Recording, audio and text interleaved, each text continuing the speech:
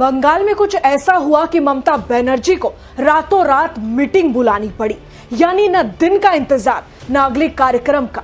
क्या खतरा इतना बड़ा है? सवाल उठने लगे कि क्या तृणमूल कांग्रेस 2026 में अपनी ही गलती से बंगाल हार सकती है? क्या बंगाल में विपक्ष से ज्यादा खतरा अब पार्टी के अंदर से ही उठ रहा है? और क्यों ममता बनर्जी खुद कह रही हैं कि अगर संभले नहीं तो नुकसान पक्का है।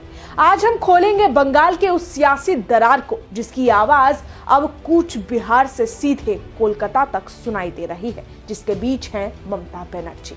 दरअसल पश्चिम बंगाल की राजनीति हमेशा से तुनक मिजाजी और टकराव के लिए मशहूर रही है, लेकिन इस बार मामला अलग है। इस बार ममता बनर्जी के सामने एक बड़ी चुनौती खुद भारतीय जनता पार्टी है, तो वहीं उनकी पार्टी के अंदर की गुटबाजी इतनी बढ़ गई है कि खुद ममता बनर्जी को फ्रंट फुट पर उतरना पड़ा।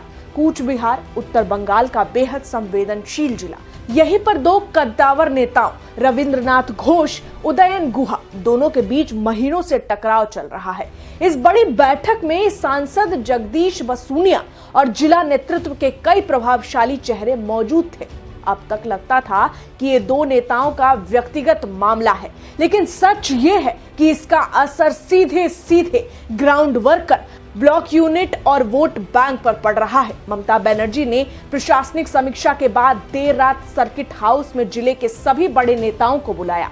स्वर सीधा था कि अब बहुत हो चुका। अगले चुनाव में ये झगड़ा अगर जारी रहा तो पार्टी को भारी नुकसान झेलना पड़ेगा। मीडिया रिपोर्ट्स के सूत्रों के मुताबिक ममता ने बिल्कुल साफ बोल दिया कि वरिष्ठ और युवा नेताओं की लड़ाई अब खत्म होनी चाहिए। पार्टी एक परिवार है और घर में आग लग जाएगी तो फायदा किसी और को मिलेगा। बंगाल की राजनीति में 2026 बहुत निर्णायक होने वाला है। बीजेपी अपनी पूरी ताकत उत्तर बंगाल में झोंक रही है और टीएमसी की अंदरूनी कलह विपक्ष को वो मौका दे रही है जिसकी उसे वर्षों से तलाश थी।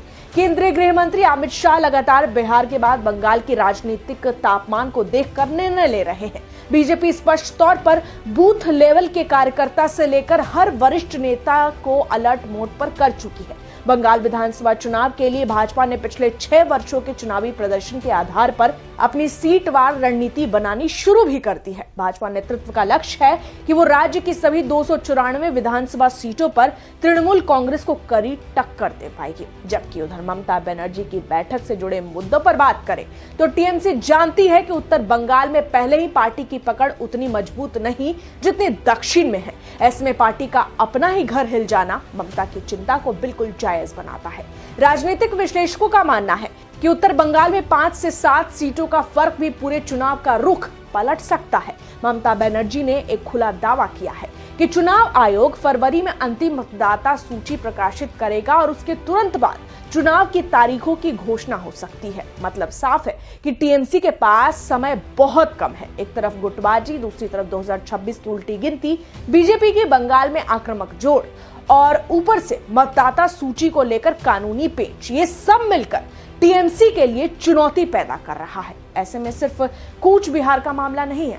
मीडिया की फील्ड रिपोर्ट्स कह रही है कि कई जिलों में लोकल लीडरशिप के बीच यही लड़ाइयां चुपचाप सुलग रही है। ममता जानती है कि अगर पार्टी को 2026 में जीतना है तो सबसे जरूरी है संगठन की एकता। बीजेपी पहले से ही हर लोकल विवाद पर नजर रखती है और इन्हीं दरारों को चुनावी मुद्दा बनाने का प्लान तैयार हो रहा है। 2026 कोई रूटीन चुनाव नहीं, ये टीएमसी के लिए पावर की तीसरी पीढ़ी का भविष्य तय करने वाला चुनाव है। तो सवाल ये है कि क्या ममता बनर्जी फूट को जोड़ पाएंगी? क्या कूच बिहार का विवाद निपटेगा? और क्या टीएमसी 2026 में अपने ही घर के बिखराव से बच पाएंगी? आने वाले महीनों में बंगाल की राजनीति सिर्फ विपक्ष बनाम सरकार नहीं होगी, बल्कि सरकार बनाम संगठन भी होगी। अगर ममता की पार्टी एकजुट हुई तो लड़ाई दिलचस्प होगा, और अगर ममता बनर्जी की टीएमसी सरकार चूक गई तो 2026 बहुत कुछ बदल सकता है। बहरहाल इस पूरी खबर में इतना ही, लेकिन आप इस पर क्या राय रखते हैं? आप इस मुद्दों को किस तरीके से देखते हैं? कमेंट में जरूर लिखें। मैं आपके साथ रंजना उपाध्याय, आप देख रहे हैं HCN न्यूज। धन्यवाद।